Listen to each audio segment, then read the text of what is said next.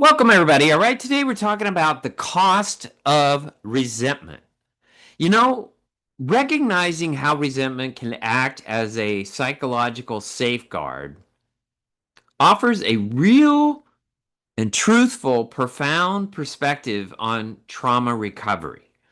Resentment is an intricate emotion and it lies beneath the surface of who we are at all times, and it can greatly influence our mental health and especially our relationships. And like joy and fear and anger, unlike those, resentment tends to be more subtle and it's quiet and it shapes our inner experiences and it's hidden in its nature, and its potential impact on our well-being makes it critical to understand and address it. Resentment is commonly defined as a tertiary emotion, but it is really a core emotion. And it's an emotion that emerges after primary and secondary emotions have been processed. For example, anger is a primary emotion, and it leads to rage as a secondary response, which, if suppressed or unresolved, it eventually manifests itself as resentment. So what happens is we resent the things that we feel we deserve. We resent the things that we do not receive, that we think we are supposed to receive.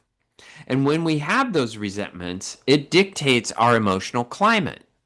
And many people operate off of expectations. And if you're going to live in expectations, you're going to be a very angry and depressed human being, because expectations come with the failure of yourself or others to meet your expectations. And they also have a feeling of loss, and they have a feeling of being let down, betrayed. And if you're going to be betrayed, and if you're going to feel failure, those are the two most harshest feelings that a human being can experience. And if you're going to live in that all the time because you have all these stupid expectations as if you're the God of the universe and you would determine how all human beings exist, and you will determine all behaviors of how people should be and how you should be treated and how you should be experiencing things, you're shooting all over yourself or you're masturbating because you're not God. You're a human being. You're a part of the existence on this planet. You're going to die just like everybody else. And you're going to go through experiences just like everybody else. And you're entitled to nothing. What you can do is hedge your bets and try to influence other people. But if you are a godlike human being, you're not into influencing people. You're into expecting things from people because I paid you this, or I told you to do that because I am God and you do what I want. And narcissistic people, that we are in a very narcissistic culture, because we have lots of expectations, especially because we're very impatient. We like things to happen just the way we like them to happen, because nowadays we like to make everything happen in the moment just the way we want it to happen. Unfortunately, most of life does not go as prescribed. So, a lot of people are depressed and angry and liberal and pro, and all this crazy progressive crap that we have going on. A bunch of narcissists who can't stand Trump because they themselves are Trump. So they get angry at him because he is everything they hate about themselves. So what we have is, in this culture, expectations lead to psychosis. So if we want to be unresentful people, we have to decide to live in preferences, because preferences make you resilient and they have no betrayal or failure. What they have is the way life actually works, which is, well, I would have liked to have this for dinner, but I had that. I wish we would have gone to this place instead of that, but we didn't. I wish you would have said this instead of that. I would have preferred this. Now you're operating with what's called mental health.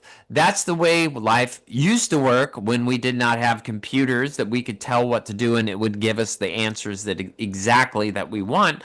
Before we had computers, before we had television, what we had was preferences, and that's how life is meant to be.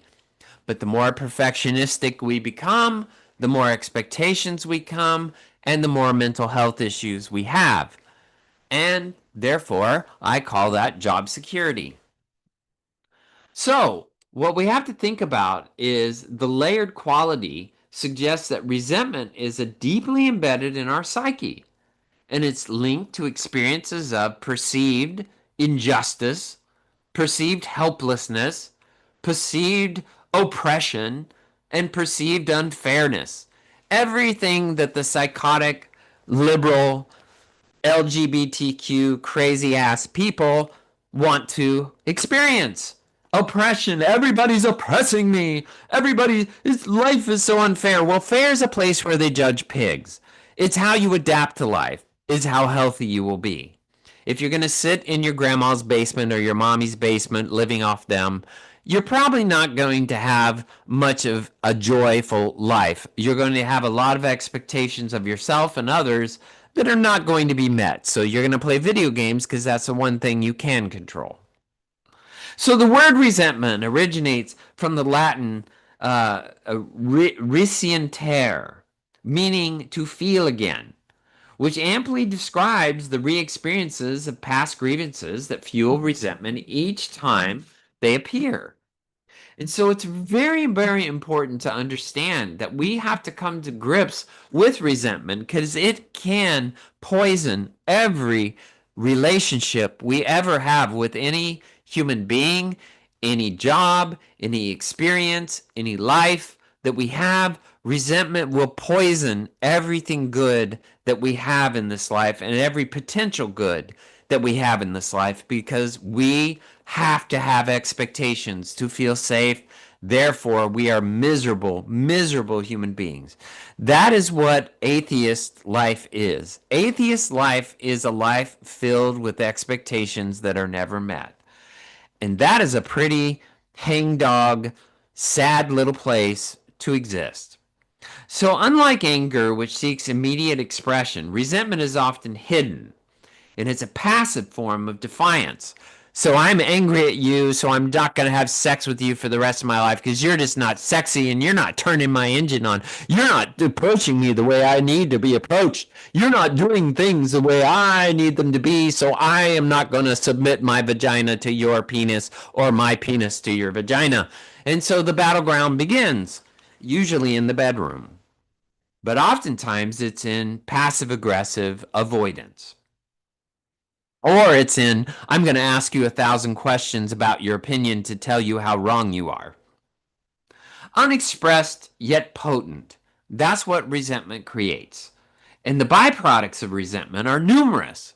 The desire for revenge, for punishment, frustration, alienation, outrage, fury, wrath, hostility, ferocity, bitterness, hate, loathing, scorn, spite, vengefulness, and dislike.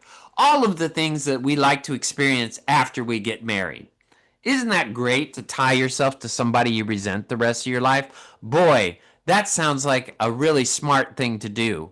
If you are an idiot and you marry and you decide to be a resentful human being to your partner, you've just poisoned your own well and you are teaching your children exactly the opposite thing that you would hope that they would have in their life. But since you're an asshole and since you have to have resentment and you have to have expectations, you're just going to do that anyway. That's how people are. It's really sad, but that's what people do. They poison their marriage. And what they don't realize is your whole salvation is based on how you treat your spouse. That's why it is called a covenant on the earth, to teach you how to love God, how to make room for God. How you treat your partner is where you stand with God. So if you're a total turd to your spouse, you're a total turd to your own salvation. That is why it's a covenant. So, unlike emotions that are visibly displayed, resentment lacks a universal facial expression. And it's harder to detect because some people are little covert narcissistic resentful people. and this concealed quality makes resentment more dangerous because it builds up unnoticed, often leading to desire for revenge or other destructive thoughts. So when you keep asking someone, "What's wrong? You okay? What's going on?" and they're not giving you the answer, it's called resentment. They resent you for something, but they don't want to tell you because they know they're not God and they don't deserve the right to have the expectations they have, but they have them anyway because they do think they're God, because they're narcissists. People who harbor resentment express it through actions and decisions that distance themselves from others, and it leads to a cycle of alienation and misunderstanding. So in therapy, when someone discovers another person's resentment, they often completely feel caught off guard, even though the hints have been there all along. Obviously the writing's been broadly there on the wall, but they've gone into such delusional thinking that they don't want to read it. And so they sit there and go, "Oh, I never knew you felt that way." Well, that's because you're such a narcissistic asshole and have such delusional thinking that you can't imagine that somebody else had different feelings and different thoughts and different meanings and different interpretations of what is needed. You didn't make room for that because it didn't match up to what you wanted. So you lived in the delusion that they wanted what you wanted, even though you had no idea who that other person is. I mean, you have to ask yourself in a relationship with any human being, does this person really know me and do I really know them? And if the truth is, and even when you're married, you don't even know who the hell your spouse is.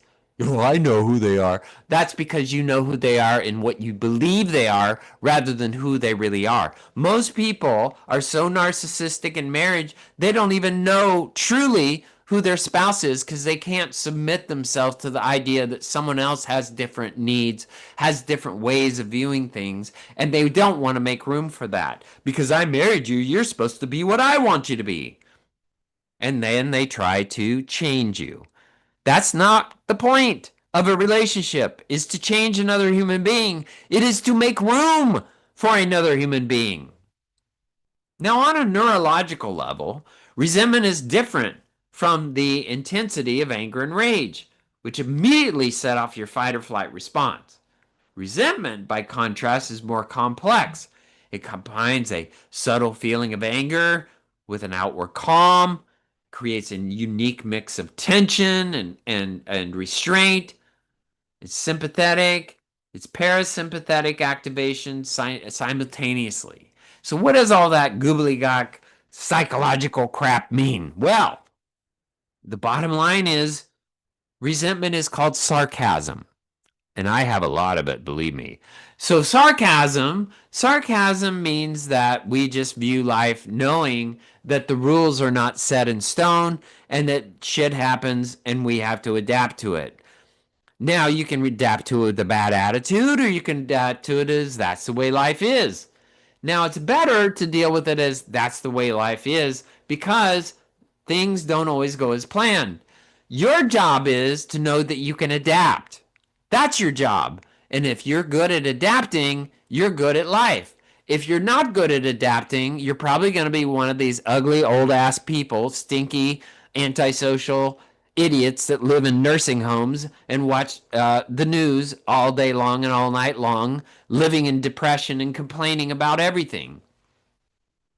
And having Nurse Ratched wipe their ass because nobody wants to show up to deal with you.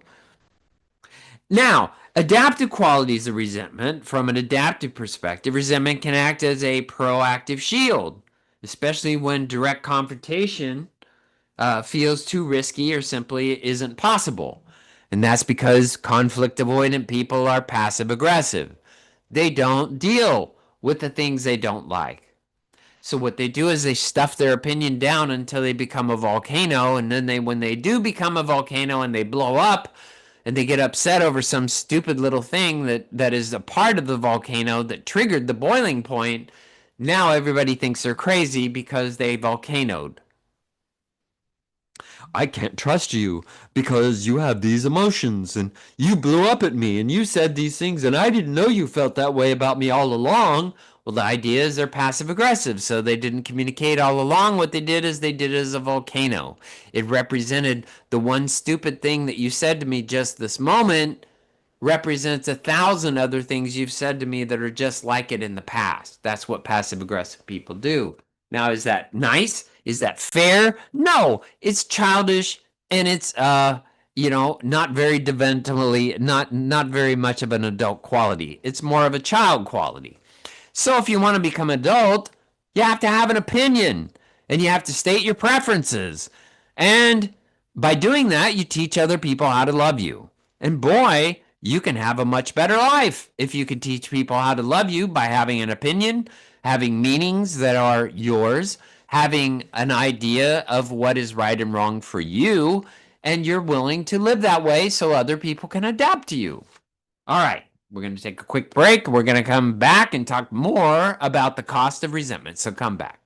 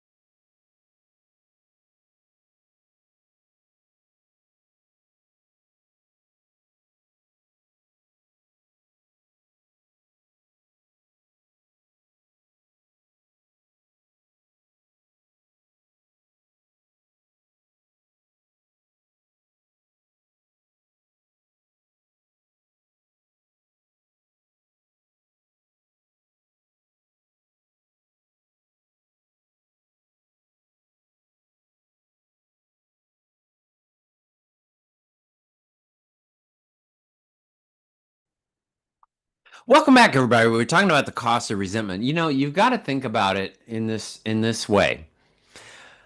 Resentment comes with an enormous cost.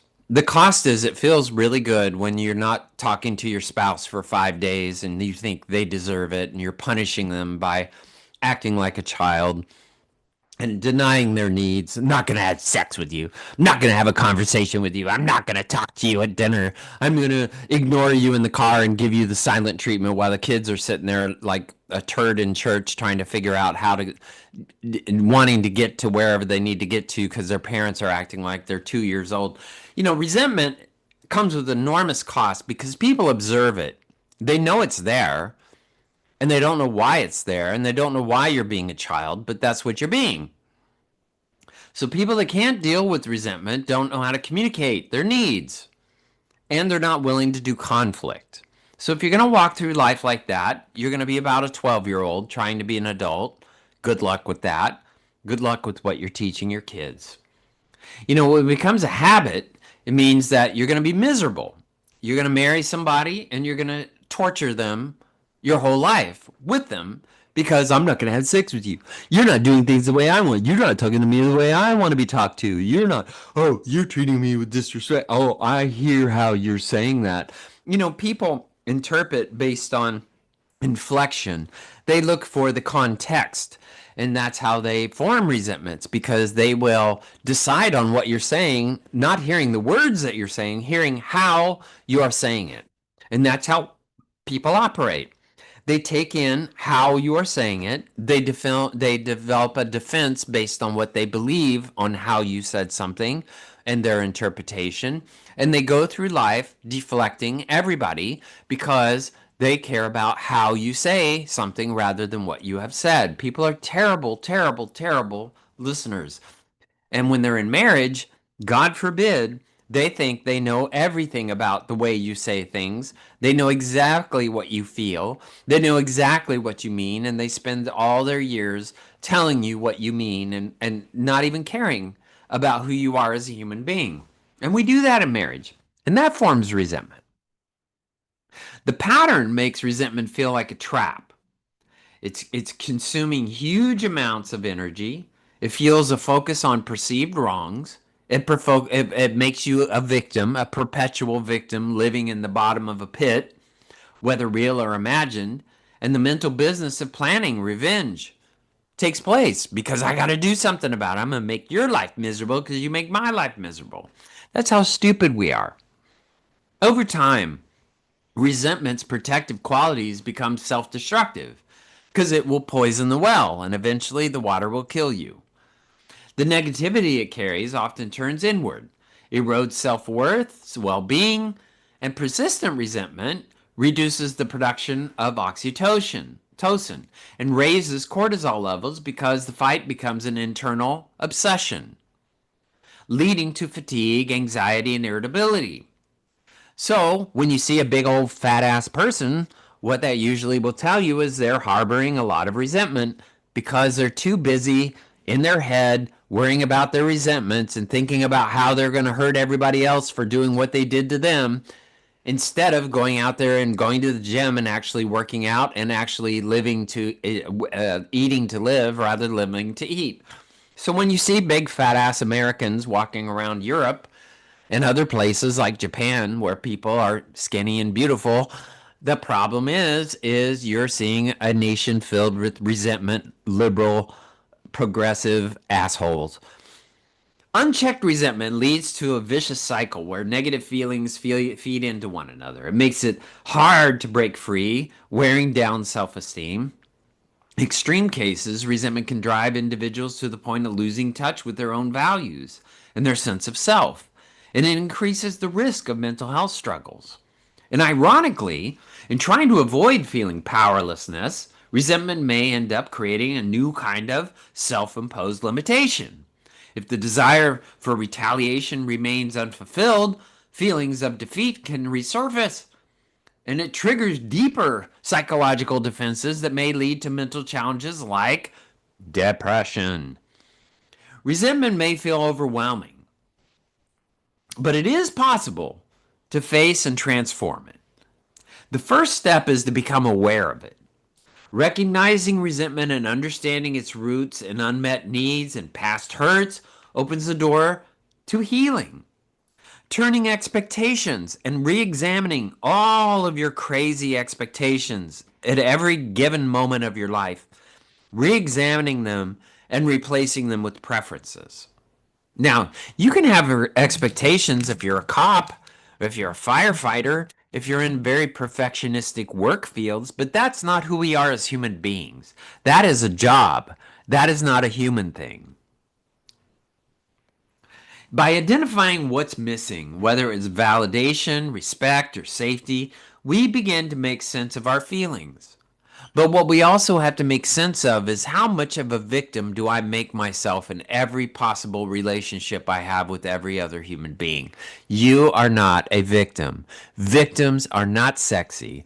Victims are miserable human beings. Victims are childish. Victims are selfish. And if you want to be a victim, you will never grow up. You are developmentally a 10-year-old in an adult body. What business do you have making choices for other human beings if you can't overcome resentment?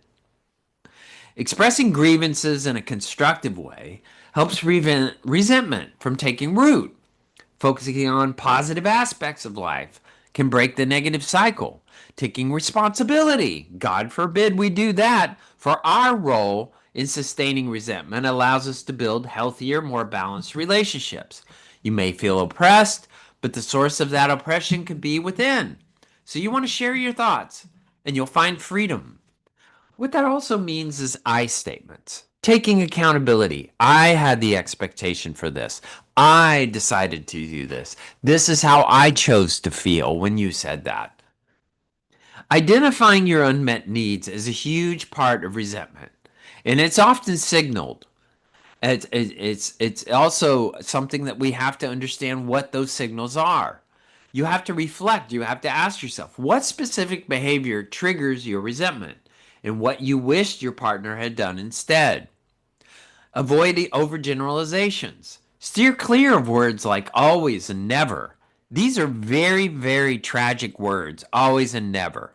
They are very, very permanent. We are not permanent human beings. We are very temporary. Everything in life is very temporary. What we care about in one moment may change to something else in another moment. What our belief is in one thing may change to something else in another given moment. This is how we are. We are very, very fluid creatures.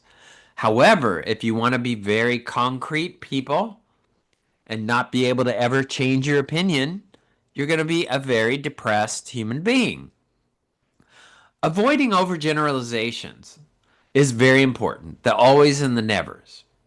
Also, you want to own your role and practice empathy. God forbid we have empathy in this day and age. People have to pay therapists for it nowadays because you get it so little in this life. But you need to acknowledge your part in what is happening. Give yourself grace for your reactions, which will help you extend to the same grace to your partner.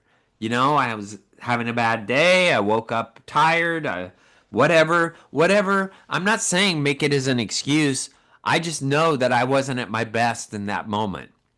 But that doesn't mean I'm always at my best. I'm probably not always at my best. I gave it what I had, and that's what I have to give. So if I give you what I have and that's what I have to give, that's all I can give. It's like asking for $50 when all you have is 5. We don't always have $50. Sometimes we have nothing. Sometimes we have $5. Sometimes we have $10. Sometimes we have $30. We don't always have $50. And if you think you have $50 all the time, you don't. So stop acting that way. Be real. Always know what you have in your wallet and live with what you have in your wallet and communicate with what you have in your wallet rather than live as if you have $50 all the time. We also have to communicate not aggressively, but assertively. Use I statements. Frame how the action made you feel using a clear thing like, when you said this, I felt this because this is how I interpreted it. You also listen without immediately defending yourself. Try to understand their perspective on an emotional level, not just on an intellectual one. Try to understand them. Oh, yeah, I can understand how you feel that way. I can see how you see me like that. I can understand why you would come from that perspective. I can imagine that's a very difficult place you're coming from. That's called empathy. That's not sympathy. That's understanding. That's what we owe people. We don't owe agreement. We don't owe endorsement. We owe understanding to each other because we are all different. We also want to focus on the present. Commit to rebuilding your emotional connection rather than rehashing the past.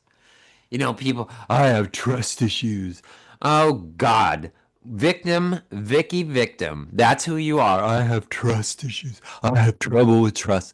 Well, that means you're a control freak. That means you're a psychological nightmare to be around. Yes, you have trust issues. You know why? Because you have no faith. People who have faith, that's why it's so important to understand and believe in God. Even if you are a weasel about believing in God, the least you can do is learn about faith. I have faith that I can drive my car to the grocery store and not die, or even if I do die, I will do the best job I can do driving. If I'm going to take this job, I have faith that I will be able to do this job, even though I know only 30% of what the job is. Having faith is a very important part of life because you have to just believe in yourself and knowing you can adapt. Have faith in your partner. If you have an affair, the only thing I can control is how I respond to it. So what I'm going to do is have faith in myself that if you do this weird thing and go do somebody else, I will know what I'm going to do. And that's all I can do. Now I will make peace and not pester you about having an affair because I will just have made a choice what I'm going to do. That's called an adult. However, weaselly little immature idiots that get married sit around, I think you're having an affair. I think you're looking at this person. I see you looking at this. I see you doing that. I see you doing blah, blah, blah, blah, blah. Well, then don't stay with them. Get the hell out of the relationship. If that's who you are, if you're some paranoid weasel who sits around telling your partner all of your insecurities because you think they're doing this, that, or the other, and you're not happy with it, make a decision not to be with them. It's that simple. Decide what you're going to do, not what they don't sit around nagging them to try to be something they're not. If you made a bad choice, change your mind and move on.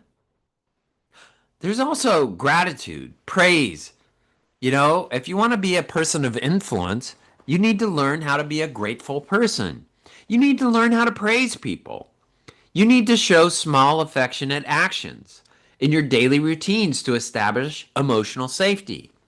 If you want to have good relationships, you need to be a grateful human being. Weaselly little judgmental people are not fun to be around. People that are always looking for reasons not to like somebody are terrible human beings, very immature, and probably traumatized. Not the kind of people you want to surround yourself with. If you want to be a good human being, you need to focus on the good in people. And you need to influence them. And you need to have boundaries. And boundaries are, I like it when you do this. I really don't like it when you do that. Can you step back a little bit farther, because you're kind of up in my grill and it really bothers me. That's called boundaries. It's not offensive to have boundaries. While there's no official stages of resentment in psychology, feelings can naturally progress from mild to severe. What starts as a perceived injustice builds up inside until it turns into anger, hatred, and even a need for revenge. And in the beginning, resentment is mainly about hurt. And humans won't stay in a vulnerable position for too long. So, what they will do is they will either defend or evade. What you really want to do is be assertive and confront and say, I prefer this. I prefer that you treated me like that. I prefer that we went this way instead of that way. I prefer we had this. I prefer this would have happened instead of that. That is how we navigate life. Resentment leads to difficulty letting go or forgiving. People that are resentful are horrible about forgiveness. Several signs can indicate that you or someone you know might be on the path towards experiencing overwhelming resentment. And here they are. These are the common emotions that if you see somebody experiencing these quite often, tells you that they are a resentful, miserable, control freak, expect everything human being. They have a lot of anger. They have a lot of frustration. They have a lot of hostility. They have a lot of bitterness. They have hard feelings. They have uneasiness. And when these things become unbearable, it leads to resentment. And these people are very difficult to be around. Very difficult. But you can be around them if you have boundaries. I can't control what you do, but I prefer that this happen. I prefer that you communicated to me like this. I prefer that you were nicer.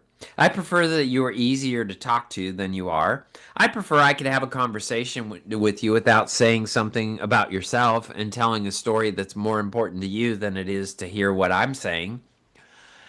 Sometimes resentment leads to an inability to stop thinking about the event that caused the intense emotion. Reoccurring negative thoughts may take over and linger for long periods, sometimes even years. Feelings of regret or remorse. For some people, resentment may cause feelings of disappointment or remorse. And when a person thinks about a past stressful event, they may respond with regret or remorse, and it leads to self-blame and wishing they had acted differently. The deal is that you need to also forgive yourself. What is forgiveness? Examining your intention. I was being very insecure when I said this.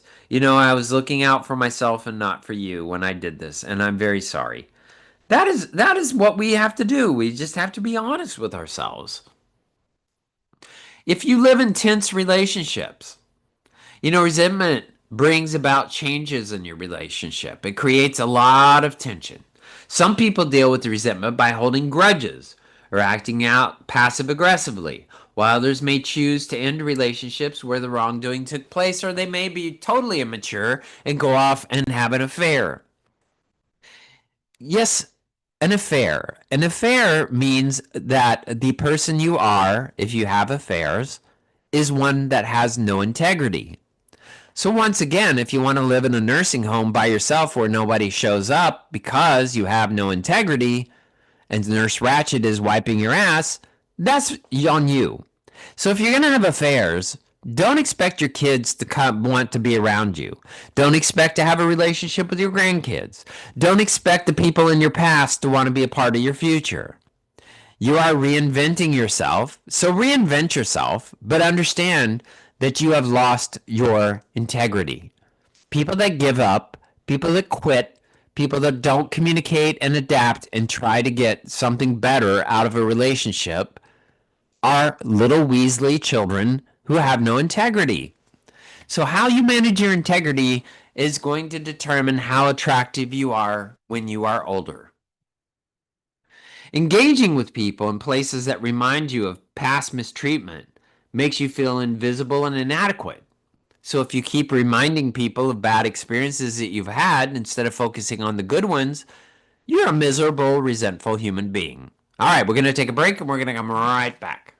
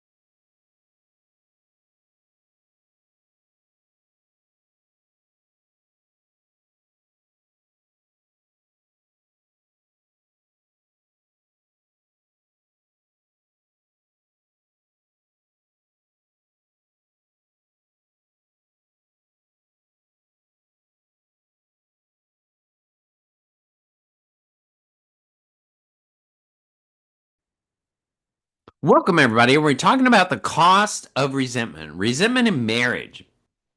Married people express resentment by withdrawing, criticizing, being openly hostile. If one partner is acting resentful and the feeling isn't addressed, it can rub off on the other partner, who also becomes resentful. Resentment also appears as a selfish behavior. It may be something small, like going out to dinner with friends when you know your partner is planning to cook dinner. Or it could be more extreme, like having an affair. The signs of resentment in a family is also very important to recognize. Like a successful relationship, family harmony means putting other people's needs before your own. And when you feel resentment against your parents, your siblings, your extended family members, it can break down those family bonds and harm relationships because you want everything to add up to your ugly ass's expectations. Family members resent each other for all kinds of reasons. They don't accept who each other is. That's the big one. They don't make room for each other. That's another one because everybody's supposed to meet my expectations. Parents may resent their children for making their lives harder, stopping them from doing things they want to do. A child could resent their sibling for breaking the family rules or getting away with it. And one relative might resent the other for being more successful. Because that's what we're supposed to do if we want to be resilient in this life. Sit around comparing what you have compared to what I have. Comparing you as if you're supposed to be me and I'm supposed to be you. And I'm supposed to live in the life conditions you were born into and you're supposed to live in the life conditions I'm supposed to be. That we're all supposed to compare each other to each other and be just like each other. That is not what life is. You're on this planet for a reason. You need to figure out why in the hell you're here. What is the meaning of your life? What is important to you? And become that. And don't compare yourself to anybody else. Become all of your potential. Whatever the reason or the feelings of resentment, they eventually start to break down the cooperation needed for families to function. Now, if you've ever been on a winning team, winning teams do not experience resentment. They adjust, they adapt to whatever happens. They adjust and adapt and bring out the best in everybody else. That's what they do. They build each other up. They don't sit around belittling each other. But if you're going to be critical, asshole people who expect everything from everybody else, you're probably going to be a resentful person, and you're probably poison, and you probably really suck being a family member or a team member. You know, the resentful person becomes distant. They ignore text, phone calls, they no longer make plans. They may talk about the other person, they ghost people. You know, that resentment can get severe enough to end a solid friendship. Because if I can't count on you, I'm not going to spend my time or energy on you. Almost 1 in 3 Americans view their jobs as stressful. 1 in 5 say their work is overwhelming. And only half find their career enjoyable. Feeling burned out, underappreciated has led to a trend called resentism. Employees stay in jobs that make them unhappy simply because they have no other options. Feeling trapped in their current position makes workers resentful. You're not trapped. If you are, you've surrounded your life with things that you cannot afford, and you have not adapted to the fact that you sold yourself out for a job, to do a job for your family, for your house, for whatever security you have. And guess what? You don't need to be resenting it. You should appreciate the freaking fact you got the job and that you have the life you have, and go, wow, I did pretty damn good for myself, and I'm actually able to have a family. Because if you lived in the middle of the jungle, that's about all you could have had anyway. You live with the resources you have and you appreciate it. You make the best of it. You don't sit around resenting your employer and then your situation. You make the best of it. You interpret and you adapt and you influence people by the way you choose to respond. That is what you can control. Sometimes resentment is obvious. A breakdown in communication. You know, you used to get several texts a day and now you get nothing. You started a dating relationship, you had sex, and now you never talk to each other. Now you sit around having dinner and never talking. Well, that's probably because you didn't do enough work developing the friendship. You were too busy wanting your penis or vagina pleased. Negative behaviors. The person rolls their eyes, they sigh, constantly criticize. Boy, those are fun people to be around. But you can set boundaries. If you're going to treat me like that, we're probably not going to spend a lot of time together, just to let you know. Withdrawal. Someone who is always an active participant in work meets, rarely speaks. Withdrawal is a childlike behavior. It is a person who is passive aggressive, and it is a person who's conflict avoidant. So if you're going to be a 12-year-old in an adult's body, that's what you're probably going to do. Avoidance. The person is always too busy, has other excuses for not spending time with you. That's called a defense mechanism. People that avoid, they want things to stay the same. They don't want to rock the boat. They don't want to have an opinion. They don't want to advocate for themselves. They just don't want anything, but then they resent the hell out of everybody for not meeting the way they think things should be. Resentment is a sign you haven't effectively dealt with negative emotions like sadness or anger. So what happens is fear, anxiety, depression, post-traumatic stress disorder. It also leads to physical problems, high blood pressure, erectile dysfunction, lack of orgasms, muscle tension, lack of attraction, headaches, weakened immune system, digestive problems, sleep problems. You got to learn to let go of it. That is what's important. Consider why it's difficult for you to forgive. What is forgiveness? Forgiveness is not focusing on the negative thing that happened to you, but focusing on how it happened. What led to the decision? What led to the bad thing? Not the bad thing that happened. What is the story that led to it? That is where forgiveness is. People that beat on, you did this to me, you did this, they're idiots. They're control freaks. They're immature little Neanderthals trying to be adults. What you have to understand is the way to deal with life is you have to learn how to forgive. You understand what led to the choice rather than beat on the bad result. When you consider moving on from resentment, what feelings come up? When you first try to let go of resentment, it's normal to have a lot of emotions come up of resistance. Of I got to hold on to this. I can't speak to you for another day. I'm not going to speak to you. If I speak to you tonight, that's a breakdown of my will. That means you won. No, you already lost. You already lost because you shut the hell up and you didn't speak and you don't know how to communicate your boundaries. You don't know how to say what your preferences are. That's what the problem is. Fear, anger, especially when resentment has been held for a long time, is what people live in when they harbor resentment. Some people use resentment as a coping mechanism to help them deal with painful, difficult emotions. While this may feel soothing at first, it can be damaging in the long run. What you really want to look for is how do I find empathy? Exploring why the situation or the person caused resentment allows you to uncover potential misunderstandings.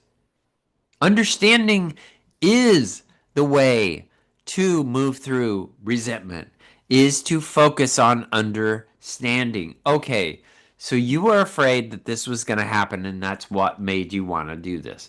Okay, so you saw me as this, this, and this. I understand why you did that. That doesn't mean you agree. That doesn't mean you're going to continue a relationship with them, but that means you are trying to forgive. You also need to lean into gratitude. It's normal to get caught up in all the negative feelings happening around you. But when you can bring up more happiness and positivity into your life by focusing on, I'm grateful that we were safe. I'm grateful this happened. I may have wrecked my car, but I'm grateful I'm still alive. I'm grateful everybody was safe. I'm grateful that nobody died. Whatever it is, find the things to be grateful for. Focusing on those things and knowing that some things go right reminds us that this world is not totally the worst possible place on the planet or the universe. Resentment is also a buildup of negative emotions like anger, frustration, disappointment. It often comes from feeling like you've been wronged. Signs include behavior like withdrawing and acting out. And if it's not addressed, it can damage your relationships and lead to mental and physical health issues. It can also lead you to doing stupid things like having an affair.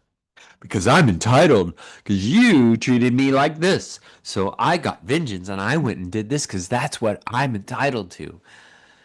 So you're feeling resentment towards your partner or feeling, resented by them. And you want to fix it. You want to grow it. Well, that's called the mature thing to do. Maybe it used to feel easy to brush over or forgive the little things that peeved you about each other, but the forgotten dishes, an ill-timed joke, if you've got something like that where somebody's just being snarky with you, here's another resentment that's oftentimes in relationships. Well, you said this to me. You said I'm always this or I am that. Or you called me a total asshole. Or you called me this. Or you called me that name. Or you said I was this. Well, what you're doing is punching at the red flag to tell you that I don't think you're a very good listener. I think you're a very selfish person. What you have to understand is when people overstate the point, when they say you are this or you are a jerk, you are a whatever, or when they're saying you always do this or you never do that, what they're really saying is, I don't think you listen to me, so I have to say things so extreme and so hurtful that you will finally stop and listen. And people will hang on to those things for years, not understanding that those were red flags and very strong indicators that you suck at listening and you are so selfish and so needy of your own opinions and your own delusions that you refuse to hear what anyone else has to say, so they have to say very harsh things to you to get through to your ugly little self. And if you want to become a less ugly little self, you need to become a better listener, willing to hear other people's opinions, other people's needs, other people's thoughts about you, so that they feel safe in communicating with you. In most cases, the reason your partner doesn't get it or keeps not getting it isn't because they're stubborn or it's not because they're trying to hurt you. It's because they're inherently dull, lazy people. There's a lot of people that are lazy. There's a lot of people that are selfish. There's a lot of people that are very impatient that want things the way they want it. And if you're with people like that, you have to know your audience. You have to go, wow, okay, you're very dumb. You're very judgmental. Okay, that doesn't make you a bad person. That means I have to adapt to who you are. That's what you do. You don't resent them for being an idiot. You adapt to them being an idiot. The first step is to help people see how you are wounding a relationship. That means you have to understand resentment. If you want to heal it, you have to help both people know what it's like to live in each other's world.